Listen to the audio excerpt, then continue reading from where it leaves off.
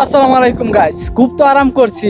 এক মাস রমজান মাস খুব আরাম করছি, ঈদ কাটাইছি, উমরা করলাম, মক্কা গেলাম, জেদ্দা গেলাম, সব কিছু করলাম, ঘোরাঘুরি করলাম।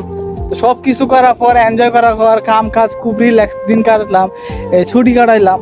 তো এখন কাজ করতে হবে নাকি, কাজ ছাড়া তো চলবে না, বিদেশ আসছি কাজ করতে হবে। তো আজকে হয়েছে হাফ ডিউটি, কালকে হয়েছে ফুল ডিউটি। তো আজকে হয়েছে এন্ট্রি নিতে আছি, মানে আজকে যা আছে টুকটাক এই যে কয়েকদিন বন্ধ গেছে, রোজার মাস কাজ তো করি নাই, সব জমা হয়ে আছে।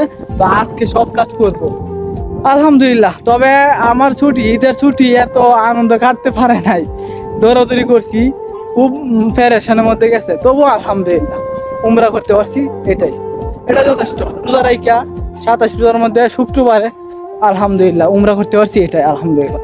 তো সবকিছু সার্থক। তো যাই হোক, তবু অনেক আনন্দ গেছে, তবু রমজান মাস গেছে, রমজান মাস ঈদ গেছে, ছুটি গেছে, এখন তো কাজ করতে হবে নাকি। তো কালকে থেকে কাজ করব, ফুল ডিউটি কালকে থেকে। আজকে হয়েছে হাফ ডিউটি, এখন যাইতেছি অফিসে। এখন আজকে কিছু কাজ করব হাফ ডিউটি, মানে আজকে এন্ট্রি নিতেছি আর কি, সম্পূর্ণ করব না, তবে টুকটাক কাজ আছে যেগুলো, এগুলো করবো। যাক, সবাই আমার জন্য দোয়া করবেন যেন এই প্রবাসে ভালোভাবে থাকতে পারি, কাজকর্ম করতে পারি, শরীর স্বাস্থ্য ভালো থাকে, এটাই। আমিও আপনাদের জন্য দোয়া করি। ওকে, আল্লাহ হাফেজ।